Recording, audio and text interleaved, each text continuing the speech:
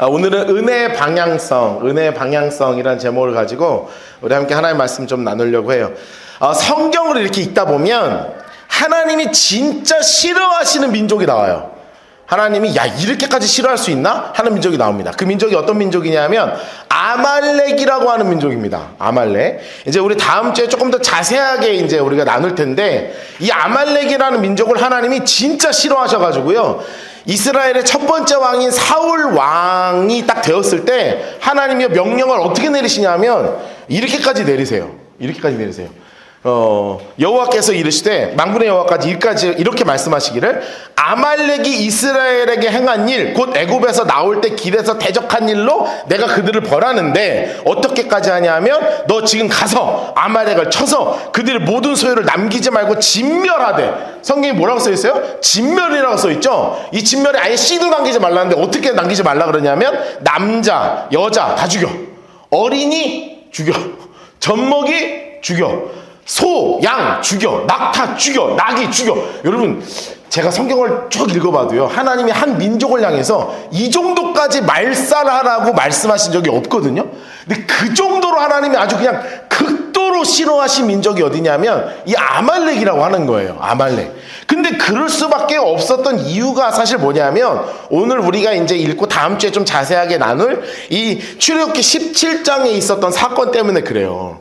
이제 출애굽을 해서 이제 한 2달 정도밖에 안 됐잖아요. 생각해 보세요. 여러분 2달 동안 사막에서 걸으면 힘들까요? 안 힘들까요? 사막에서 힘든 건 아니잖아요. 2달 동안 그냥 걸면 힘들죠. 저는 사실 우리 집에서 교회에서 집까지 걷는 것도 힘들거든요. 그래서 맨날 자전거 타고 다녀요. 걱정해. 열심히 다른 거 운동하니까 너무 힘들어요. 그래서 계속 왔다 갔다 하는 거 쉽지 않아요. 그러니까 이게 사람이 걷는 게요 지쳐요. 근데 이제 문제는 뭐냐면 힘들면 이제 처지는 사람들이 생기잖아요. 당장 우리 교회만 해도 같이 한 2시간 같이 걷는다고 생각을 해보세요. 자, 우리 같이 지금부터 국도대장정 걷습니다. 자, 걸으시 시작 해가지고 걷기 시작하면 이제 누가 제일 먼저 처지기 시작할까요? 이제 우리 깐난 애기들부터 처지기 시작하겠죠. 엄마 안아줘, 업어줘, 목마 태워줘. 그럼 그 다음에 누가 처져요? 이제 그걸 업은 엄마 아빠가 뒤로 처지죠. 그럼 그 다음에 이제 어른들 그리고 몸 아프신 분들이 이렇게 처지잖아요. 그러니까 이게 무리가 있으면 쭉 나가는데 뒤로 처지는 무리가 생겨요. 처지는 무리는 대부분 약한 분들이 처지게 돼 있어요. 그러면 이 아말렉이라는 이 민족이 출애굽을 이스라엘이 했다는 것을 알았어. 그러고 나서 전쟁을 몰래 준비하거든요. 근데 어떻게 전쟁을 준비하냐면 전공법으로 하지 않겠다. 우리는 이놈들 먼저 친다. 이거였어. 우리는 이놈들 먼저 친다.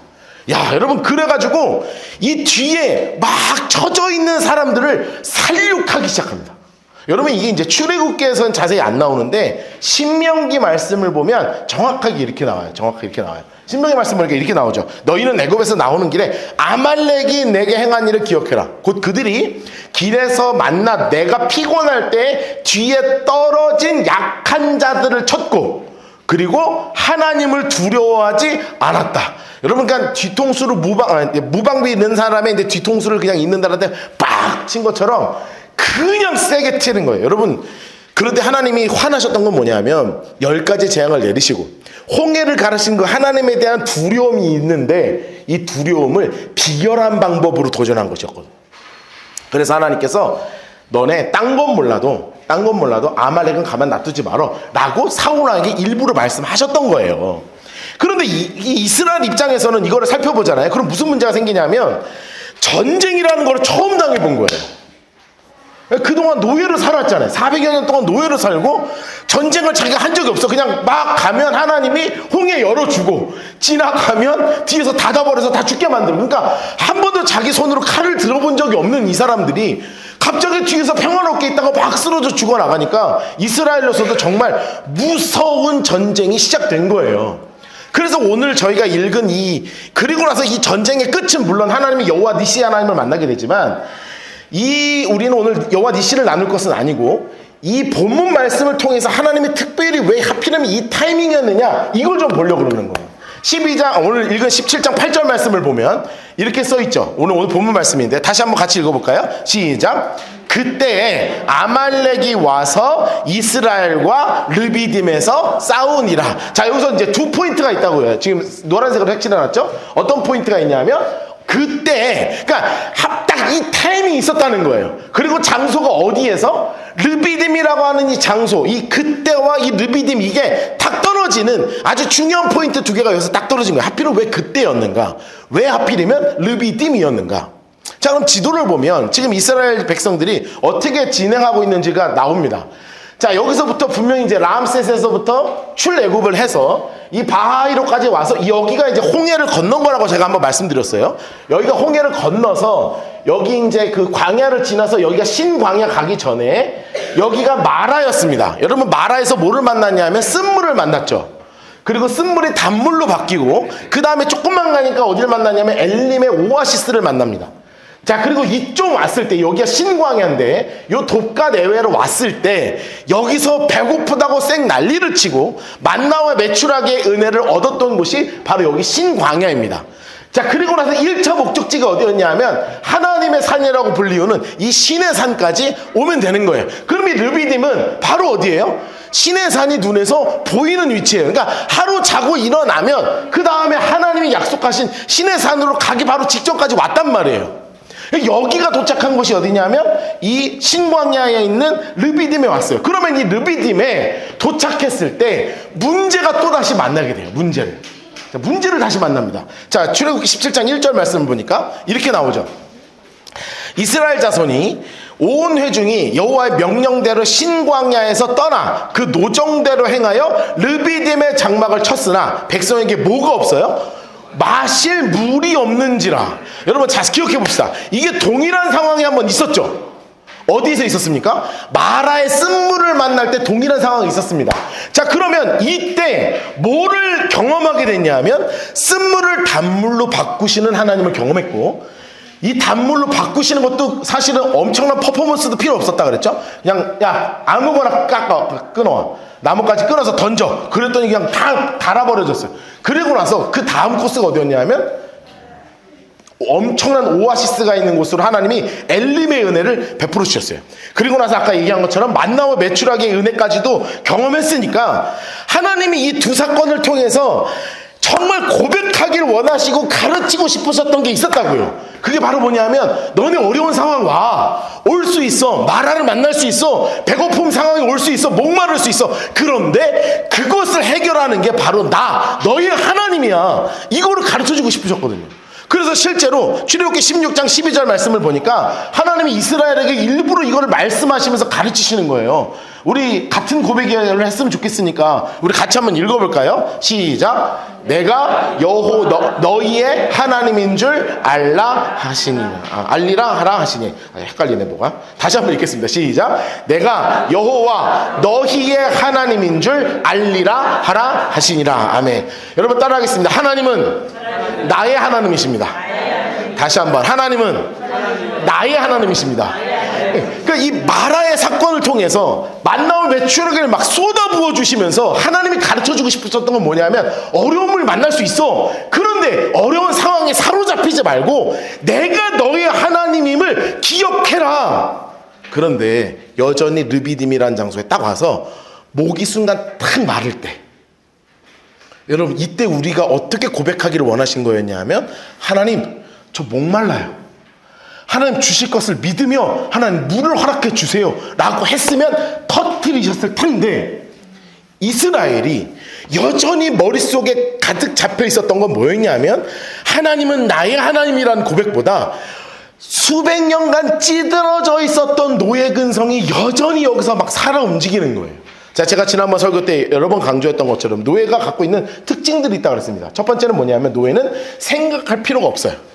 노예가 무슨 생각을 할 필요가 있습니까? 그냥 노예가 생각에서 감사가 나오기 때문에 think에서 thank가 나온다고 말씀드렸잖아요. 그렇죠? think를 안 하니까 thank가 없는 거예요.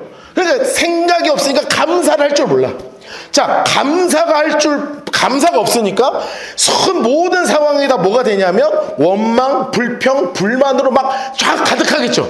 상황만 보면 감사할 수가 없으니까 다 원망하고 불평하고 불만만 막 쏟아내요. 그러고 나면 전부 다 어떻게 되냐면 내가 노예이기 때문에 책임질 필요가 없잖아요. 전부 다 누구 탓하는 거예요? 다 남 탓하는 거예요. 남 탓. 여러분 이게요. 이스라엘이 여전히 하나님은 나의 하나님, 하나님은 너희의 하나님이야 라고 하나님이 직접 말씀하시는데 나는 너희의 하나님이야 라고 가르쳐 주심에도 불구하고 이스라엘은 이 노예의 생각과 노예의 삶의 패턴을 완전하게 벗어나지를 못하고 있는 거예요. 사랑하는 성도 여러분, 우리는요, 저는요, 신앙생활을 그렇게나 오랫동안 하고 있는데 여전히 내 안에서도 그러고 있지 않냔 말이에요. 여러분, 나에게 주어진 환경에 감사할 것이 얼마나 많은데 아무 생각도 없이 그냥 하루하루를 그냥 여전히 흘려보내고 있지 않냔 말이에요. 여러분, 요즘 제가 정말 많이 느끼는 게 뭐냐면 어릴 때부터 우리 인간이 가지고 있는 죄악된 본성 중에 하나가 뭔지 아세요? 다 남 탓하는 거예요. 여러분, 이게 남 탓하는 본성이요, 제가 보니까 아기 때부터 다 있어요.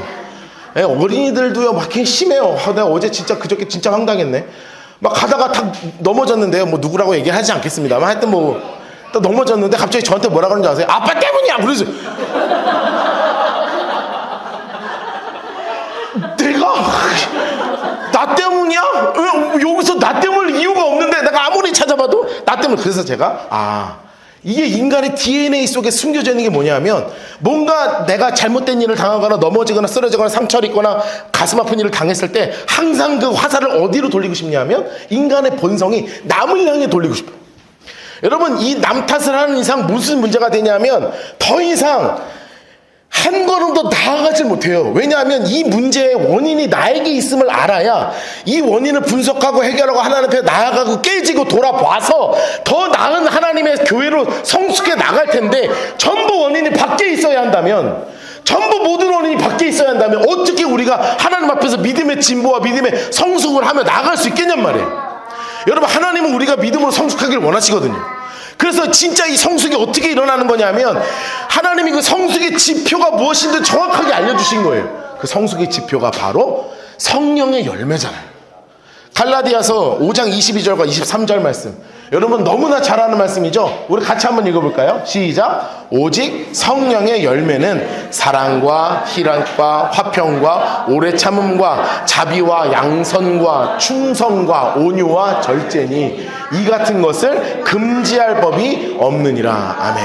여러분, 이 9가지 성령의 열매가 계속 보여주세요. 가지고 있는 우리가 머릿속에 잊지 말아야 될 게 있어요. 그게 뭐냐면 이 열매는 결코 나 혼자 맺을 수 없다는 것입니다. 내가 사랑하고 싶어서 사랑이 돼요? 여러분, 마음 먹어보셨어요? 내가 오늘부터 너를 사랑하겠다. 돼요?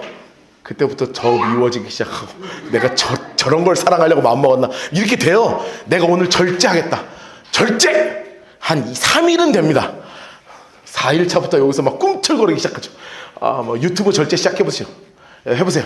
3일 지나잖아요. 온몸이 꼬이고 핸드폰에서 금단 현상이 일어나서 막 덜덜덜 떨리고 막 올리고 싶어 죽겠고 막 이게 막 생겨요. 절대요. 절대 내 혼자 안 돼. 이 성령의 9가지 열매의 특징은 뭐냐면 내 힘으로 할 수 없는 것들이라는 거예요. 그렇다는 건 뭐예요? 내가 주님 앞에 접붙임 받을 때 주님이 주시는 힘과 능력으로 맺을 수 있는 열매가 성령의 9가지 열매라는 거예요. 또 하나, 이 열매의 본성은 바로 뭐냐면 내 안에서 내가 깨질 때 이루어지는 거예요. 다시 이야기하면 성령의 9가지 열매는 철저한 자기 점검을 통해서 맺어지는 열매라는 거예요. 나는 사랑이 부족하구나. 나는 온유함이 부족하구나. 나는 누구한테 이렇게 양선 선한 것을 좀 이렇게 베풀지를 못하고, 나는 어쩜 이렇게 충성이 부족하구나. 내가 쟤 때문에 충성이 부족해가 아니라 내가 정말 이렇게 연약하구나 하는 하나님 앞에 십자가 앞에 철저한 자기 반성이 있을 때 이 9가지 열매를 깨닫고 이 열매가 주님 안에서 아름답게 열매가 맺어진다는 거예요. 여러분, 이 아름다운 열매가 맺어지면 플러스 알파가 생기기 시작해요. 요즘 저희가 바이블 브런치 하면서 성경을 읽는데 뭐 맨날 읽는 성경이지만 이게 들으면서 같이 읽으니까 되게 전 집중이 잘 되거든요. 그 읽다 보니까 굉장히 중요한 말씀들이 굉장히 많이 읽어요. 이번 주에 고린도후서 읽는데 이 말씀이 있는데요, 제가 정말 은혜를 받았어요. 같이 한번 읽을까요? 시작. 아멘, 아멘. 여러분, 주의 영이 계시니 주의 영이 계신 곳에 뭐가 있다고 성경에 선언하고 있어요? 자유가 있다는 거예요. 여러분, 아까 성령의 9가지 열매가 성령의 열매잖아요. 그럼 여기서 주의 영이 뭐예요? 성령이 우리 안에 계시면 이 열매와 함께 플러스 알파가 있는데 그 플러스 알파가 뭐라고요? 자유함을 주신다는 거예요. 자유함. 사랑이 있는 곳에 진짜 자유가 있잖아요. 미워하는 곳에 자유 있는 거 보셨어요? 미워하잖아요? 얽매입니다. 얽매예요. 여러분, 기쁨이 있는 곳에 뭐가 있어요? 자유가 있어요. 그런데 슬픔이 있는 곳에 자유가 있습니까? 절대 없습니다. 어떻게 슬픈 데서 자유가 있어요? 막 결혼식장에서 우리 예배 현장에서 막 깔깔깔깔 떠들어서 아무도 뭐라 안 하잖아요. 근데 장례식장 가서 막 깔깔깔깔 하면 안 되는 거예요. 왜냐하면 자유가 없거든요. 여러분, 오래 참는 것이 고통처럼 느껴지잖아요. 오래 참으면 뭔가 막 인내해야 되고 막 참아야 되고 막 뜨거운 걸 견뎌야 되고 막 이런 게 아니라 이것을 참아내고 고통 가운을 잘 이겨낼 때 한 번도 느껴보지 못한 영적인 자유함을 막 누리게 된다는 거예요. 이 열매가 우리 안에 벌어지면 플러스 알파로 자유가 주어지면서 복음의 자유가 나를 감싸니까 내가 이 땅 가운데 진짜 교회로 제대로 설 수 있는 교회가 되는 거예요. 그 성령의 9가지 열매는 플러스 알파 뭐가 붙냐면 자유, 복음의 자유가 같이 오게 되어 있습니다. 여러분, 이 성령의 9가지 열매와 하나님 주시는 이 영적인 자유함이 여러분의 삶에 가득하게 되기를 주님으로 축복합니다. 여러분, 정말 이걸 좀 누리셨으면 좋겠어요. 그래서 중요한 게 뭔지 아십니까? 그래서 중요한 게 방향성이라는 게 중요하다는 거예요. 자, 이스라엘이 지금 죄악된 방향성을 향해서 지금 가고 있는데 하나님이 땡기고자 하시는 것은 뭐냐면, 하나님이 함께 가자, 함께 살자고 땡기시는 방향성은 뭐냐면, 더 이상 노예와 죄악된 방향성으로 가지 말고 복음과 성령께서 주시는 그 놀라운 영적인 은혜와 자유의 방향성을 향해서 제발 좀 잡으라는 거예요. 방향을 제대로 꺾으라고 말씀하시는 거예요. 돌리키라고 말씀하시는 거예요. 여러분, 제가 여러 번 말씀드렸던 기억이 있어요. 그게 바로 뭐냐면, 방향성에 대해서 우리에게 제일 중요한 게 바로 나침반 신앙입니다. 자, 무슨 신앙이라고요? 나침반 신앙이라고요. 여러분, 나침반은 요즘 나침반을 볼 일이 잘 없습니다. 근데 저 어릴 때마다 나침반 막 학교에서 수업 시간에도 갖고 오라고 막 이랬거든요. 그럼 뭐 하라고 하고 노는 줄 아세요? 막 돌려요. 이거 막 돌려.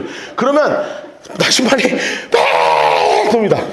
막 돌아요. 막 하잖아요. 막 돌려요. 이것도 능력입니다. 이거 원심을 잘 돌려야 돼요. 막 돌리면 막 돌아요. 그런데 놀라운 거 뭔지 아세요? 어떻게 돌리더라도 이 나침반은 반드시 북을 향하게 되어 있습니다.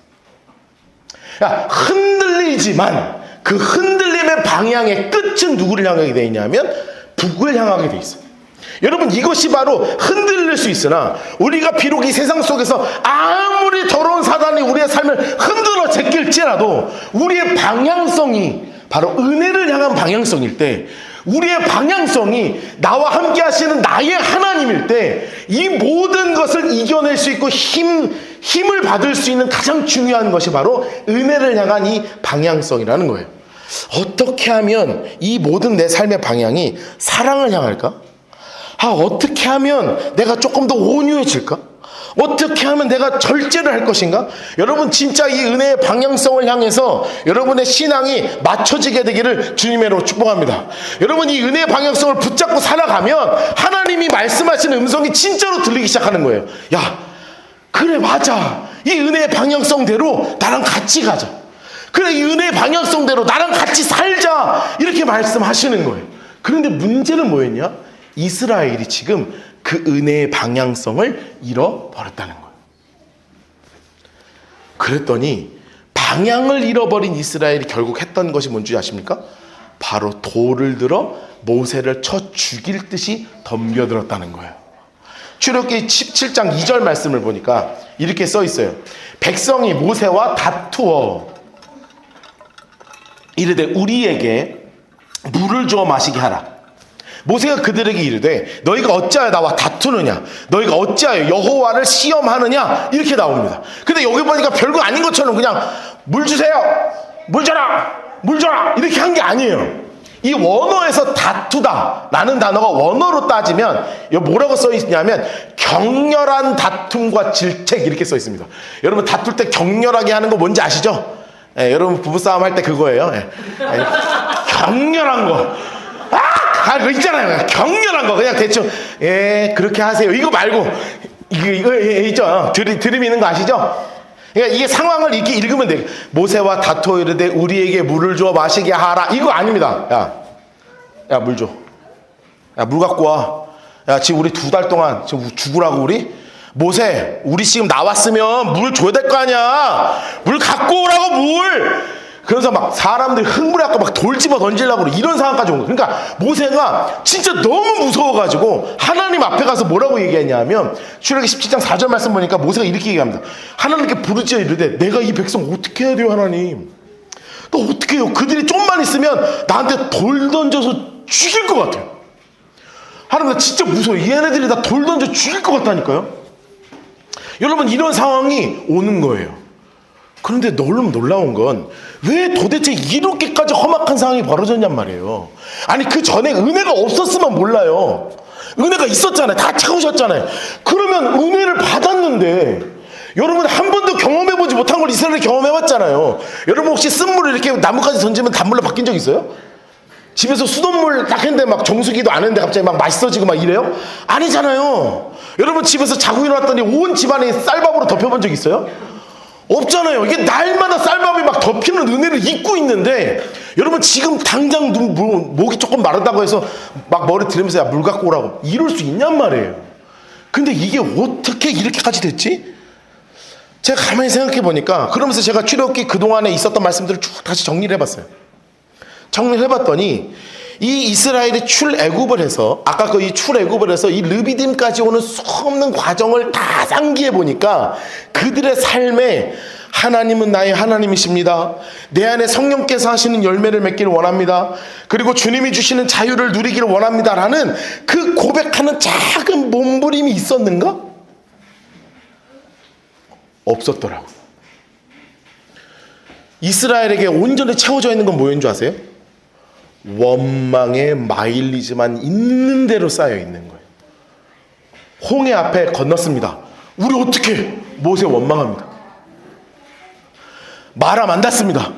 물 목말라 원망합니다. 배고파요 원망합니다. 나중에 지난주에 말씀 나눴죠. 함께 나눴죠. 만나를 계속 먹었어. 만나 이 하찮은 음식이라고 이야기하면서 원망합니다. 계속 그들의 삶에 원망하고 끊임없는 원망이 계속 쌓여가는 거예요. 여러분 예수님께서 이런 상황에 대해서 뭐라고 말씀하셨냐? 마태복음 12장 35절에 이렇게 말씀하셨더라고요. 우리 같이 한번 읽어볼까요? 시작. 선한 사람은 그 쌓은 선에서 선한 것을 내고 악한 사람은 그 쌓은 악에서 악한 것을 내느니라. 사랑하는 성도 여러분, 여러분 이 말씀이 우리가 이 땅에 진짜 교회로 살아가면서 끊임없이 우리 안에서 되새이는 말씀 되시기를 주님의 이름으로 축복합니다. 여러분 우리가 하나님이 우리의 삶에서 원하시는 것은 선한 것을 계속 쌓기를 원하시는 거예요. 지난주 여러분의 말에서 지난주 여러분의 행동에서 선한 것이 쌓였습니까? 아니면 악한 것이 쌓였습니까? 여러분의 살아가는 이 삶의 수없는 현장 가운데서 하나님이 기뻐하시는 것이 쌓였습니까? 하나님 기뻐하지 않은 것이 쌓였습니까? 여러분 이게요 당장은 티가 나지 않거든요. 여러분 어떻게 당장 티 나겠어요? 그런데 이게 쌓이잖아요. 이 이스라엘이 그 쌓인 악에서 악의 다툼이 벌어진 것처럼 악의 악한 것이 드러나는 것처럼 우리 안에 악에 쌓이면 결국은 악이 드러날 것이요. 우리 안에 거룩하고 선한 것이 계속 쌓이면 그 순간에 가장 아름다운 선한 것이 정말 아름답게 꽃피게 될 거라는 거죠. 여러분 제가 그런데 오늘 중요하게 말씀드리고 싶은 게 있어요. 그게 바로 뭐냐면 방향성입니다. 방향성. 여러분 우리가 지난주에 좀 악하게 살 수 있잖아요. 여러분 선하셨습니까? 저는 사실 조금 악했거든요. 제가 이렇게 얘기하면 좀 그렇지만 제가 좀 악했습니다. 지난주에. 어제 저녁은 제가 아주 악에 바쳤었습니다. 네. 어제 저녁은 제가 좀 어제 좀 저녁에 혼자 악에 바쳐갖고 막 설교 준비하는데 자꾸 방해해갖고 막 혼자 이러고 제가 뭐 입으로 선포하라 그랬잖아요. 그만 막 이렇게 하고요. 막 이렇게 하고 혼자 악에 바쳤어요. 그리고 나니까 마음이 불편하잖아요. 불편하잖아요. 여러분 막 악을 드러내고 행복하세요? 죄송합니다. 그러면 제가 여러분들 할 말은 없는데, 저는 악을 드러내면 좀 불편해요. 나도 모르게 악이 튀어나오니까 막 탁 하고 나면 불편해. 막 너무 불편한 거예요. 막 안 그래도 이런 설교 준비하고 있는데 막 얼마나 불편했겠어요. 막 악이 드러나는데. 그러면서 내가 무슨 생각을 했냐면, 제가 설교 준비하면서 무슨 생각을 했냐면, 주님께 회개해야지. 회개가 뭐지? 여기서 걸린 거예요. 덜컥. 자, 다시요. 회개해야지. 왜냐하면 하나님 기뻐하지 않으시는 거니까 회개해야 되잖아요. 하나님, 제가 지금 방금 욱 올라왔어요. 이 악이 한 번 또 다시 툭 튀어나왔는데, 하나님 이거 어떻게 해야 되죠? 하나님, 제가 설교를 준비하고 있는데 하나님, 회개라는 게 도대체 뭐죠? 제가 그렇게 회개하라고 예배 전에도 함께 기도하는데, 하나님 진정한 회개의 의미가 뭐죠? 하고 계속 준비하는데, 기도하는데, 하나님이 저에게 뭐 명확하지는 않은데요, 이런 마음을 계속 허락하시는 거예요.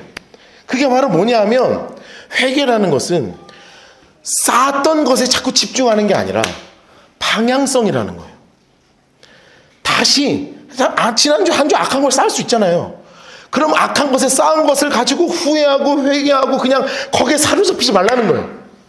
하나님께 회개하잖아요. 하나님 미쁘시고 의로워서 우리 죄를 다 사하실 걸 믿으십니까? 여러분, 그래서 다 깨끗하게 하시고 믿으세요? 왜요? 이건 성경에 선포되어 있는 하나님 약속이에요. 그러니까 선포하셨으니까 그냥 회개하면 하나님이 우리를 깨끗게 하셔요. 그러면 문제는 그 다음이죠.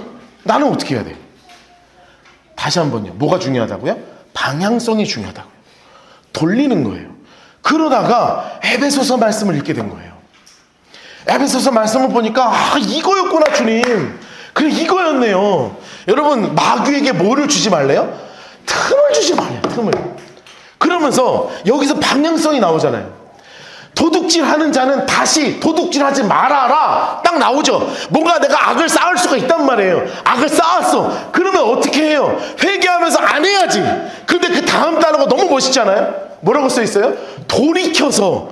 그냥 돌이킨다는 건 안 해야지가 아니라는 거예요. 그 방향성을 은혜의 방향성으로 가는 거예요. 어떻게? 가난한 자와 구제할 수 있도록 자기 손으로 차라리 일을 해. 도둑질 하지 마. 하지 말고 나가서 일해. 그리고 이것 가지고 도와주면서 선한 것을 쌓기 시작해야지. 악을 쌓지 말고 선을 쌓아. 그 다음에 29절에 무릇 더러운 말은 너희 입 밖에도 내지 마. 여러분, 우리가 말로 실수할 수 있어요, 없어요? 있죠. 저도 한다니까요. 막 악이 올라와요. 바치는 걸 어떻게 해? 그러면 하지 말고, 많은 것만이 중요한 게 아니에요. 그러면서 회개해야 돼요. 회개하는 것 같아서 멈추는 게 아니에요. 그 다음에 어떻게 해요? 방향을 돌리는 거예요. 오직 덕을 세우는데 소용되는 대로 선한 말을 해라. 그래서 듣는 자들에게 은혜를 끼치게 하라. 여러분, 이게 바로 뭘 의미하는 거냐면, 이게 바로 은혜를 향한 방향성을 제대로 잡고 살라는 거예요. 넘어지는 것에 집중하지 말라고요. 넘어질 수 있어요. 무너질 수 있어요. 그런데 넘어지고 무너진 다음에 주님께 빨리 무릎 꿇고 삶의 방향성을 선한 것을 향해 돌리라는 거예요. 여러분, 그렇게 하지 않으면 누가 쳐들어오기 시작한다고요? 마귀가 쳐들어온다고요. 여러분, 제가 오늘 본문 말씀으로 17장 8절을 정한 이유가 그거예요.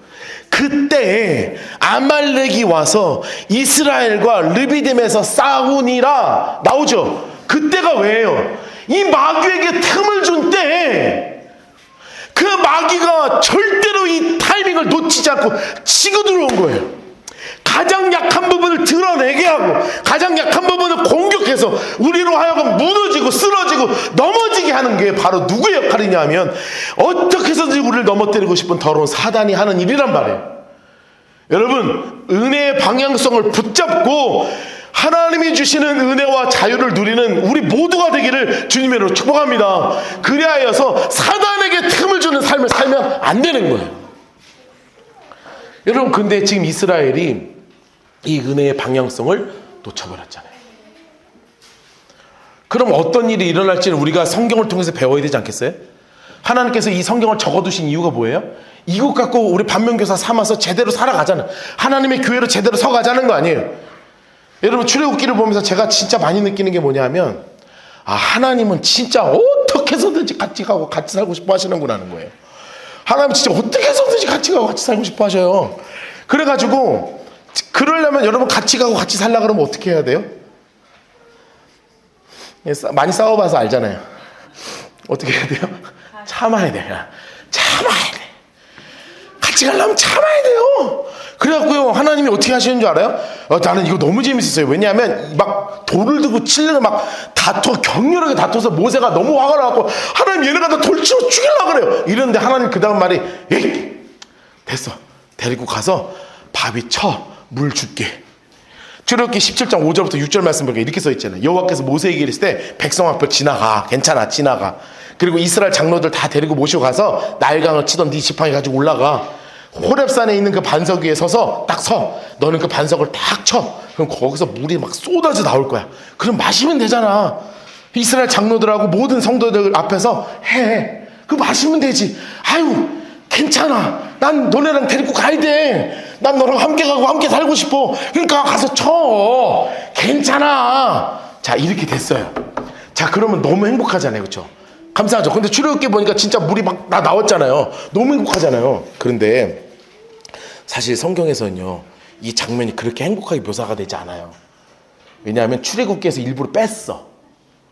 어디에다가 넣었냐 하면 민수기에 제대로 넣었어요. 여기 안에 무슨 일이 있었는지. 민수기에 보면 이렇게 돼요. 다시 보세요.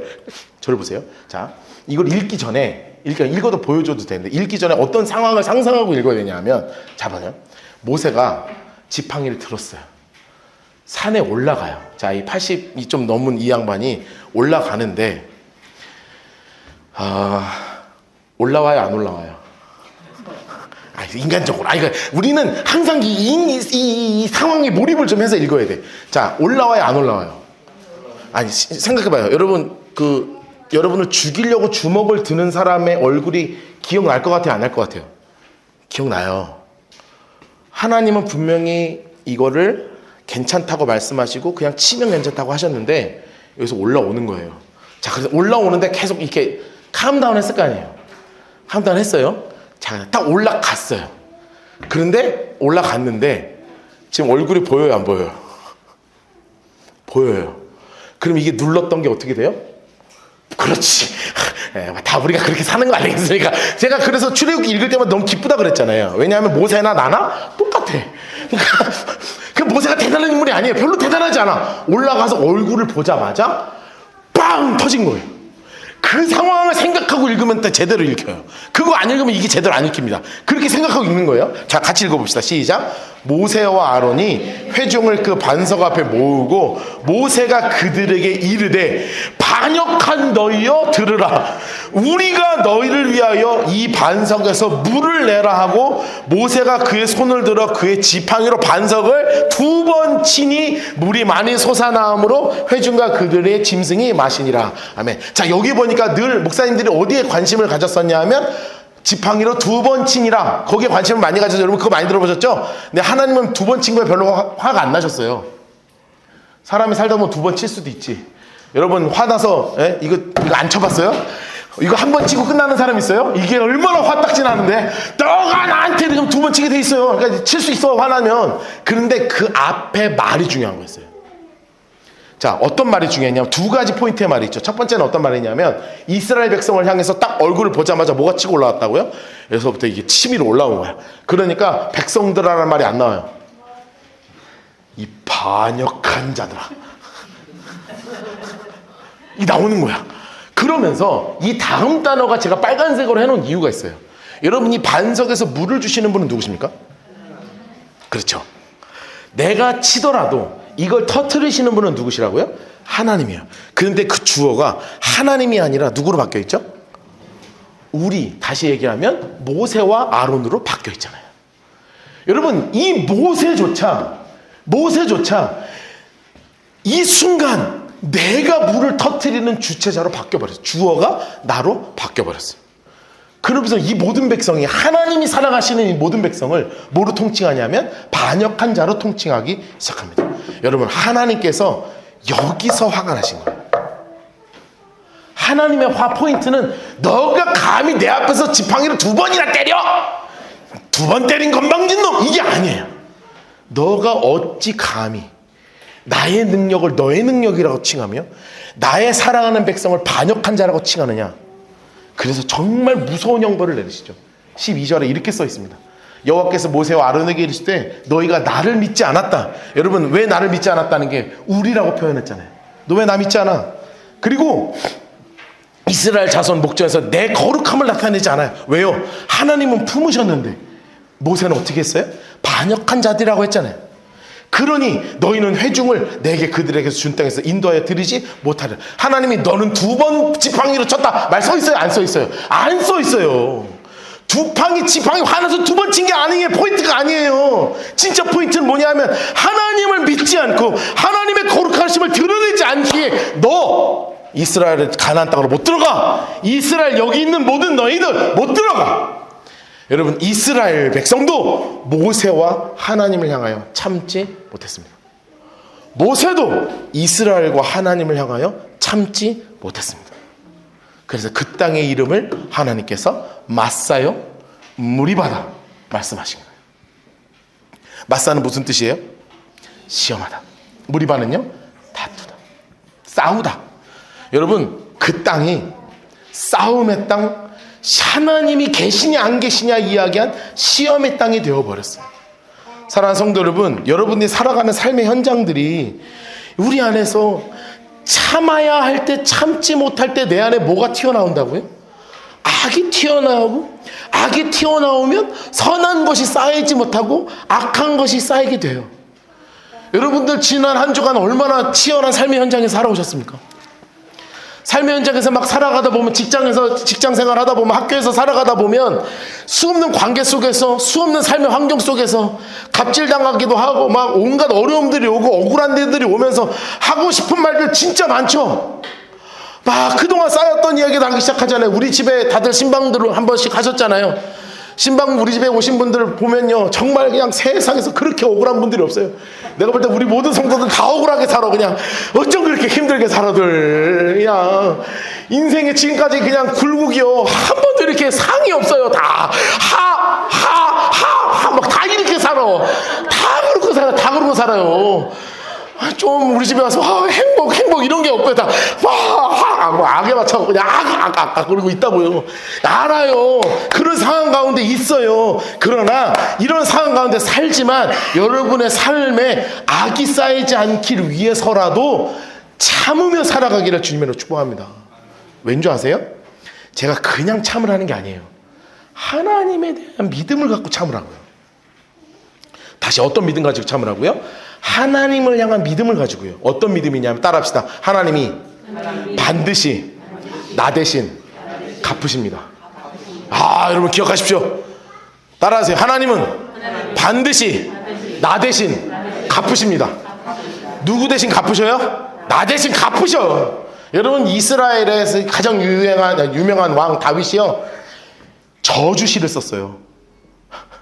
다윗이 여호와는 나의 목자시니만 쓴 게 아니에요. 저주시를 썼어요. 그 중에 대표적인 시가 시편 109편인데 제가 이걸 다 읽을 수가 없어요. 왜냐면 너무 민망해. 여러분, 시편 109편 오늘 집에 가서 읽어보세요. 이거 다윗이 쓴 시가 맞나 싶어요. 성경인가? 막 이렇게 써 있어요. 무지막지하게 써 있습니다. 무지막지하게 써 있는데 그 중에 대표적인 것만 읽을 거예요. 뭐냐면, 왜냐면 너무 센 거는 어린이들 시험 들까봐 내가 못 갖고 왔어요. 지금 시험 들어요. 그치? 이따 보면 시험 들거든요. 그게 뭐냐면, 얼마나 힘들었으면 이렇게 써 있는 거예요. 그들이 미워하는 말로 나를 두르고 까닭없이 나를 공격했다. 여러분, 내 삶이죠? 누가 나 괴롭힐 때 까닭없이 괴롭혀요? 까닭없이 괴롭히지? 지가 잘못해놓고 괜찮아 나한테 뒤집어 씌우고 다 그러잖아요. 다 그런 거예요. 그런데 사랑하나? 나는 오히려 사랑하려고 그러지. 우리 그리스도니까 나를 사랑하려고 그래. 그런데 도리어 나를 대적하니, 여러분 뭐밖에 할 수 있는 게 없어요? 기도밖에 할 수 있는 게 없잖아요. 저 인간 저거 이렇게 하는 거예요. 근데 그 믿음이 뭐냐, 그 안에 그리고 나서 이제 사실 그렇게 해놓고 기도의 내용이 막 대가 끊기게 하시고 막 거지가 되게 하시고 막 이렇게 서 있어. 그런 거 이제 넘어가고 마지막에 그렇게 기도하는 근거가 있다고요. 막 빨리 죽게 하시고 막 이렇게 써 있거든요. 근데 그런 걸 다 넘어서서 그렇게 기도하는 근거가 이 마지막 절이에요. 31절 같이 읽을까요? 시작. 그가 궁핍한 자의 오른쪽에 서사 그의 영혼을 심판하려 하는 자들에게 구원하실 것이미로다. 아멘, 아멘. 여러분, 하나님이 궁핍한 자 누구예요? 나를 얘기하는 거다. 내 어느 편에 서신다고요? 하나님이 내 오른편에 서신다고요. 내 영혼을 심판하려는 그 수없는 사람들에게서 진짜 나를 구원하실 분이 누구시라고요? 내 편 대신 하나님이시라고요. 여러분 제가 그냥 여러분 그리스도인은 세상 속에서 참으십시오, 인내하십시오, 누가 뭐라 그래도 꼭 누르고 사십시오, 그게 아니에요. 그렇게 하면 안 되지. 그게 아니라 방향을 하나님의 은혜의 방향성을 향해 가라는 거예요. 여러분 다윗이 이 억울한 상황 속에서 사람을 향해서 화내지 아니하고 참고요, 그 방향성을 하나님께 돌려서 하나님께 쏟아부어요. 왜요? 하나님이 나 대신 갚으실 것을 믿기 때문에 그래요. 여러분 그 놀라운 은혜가 우리 모두에게 있게 되기를 주님으로 축복합니다.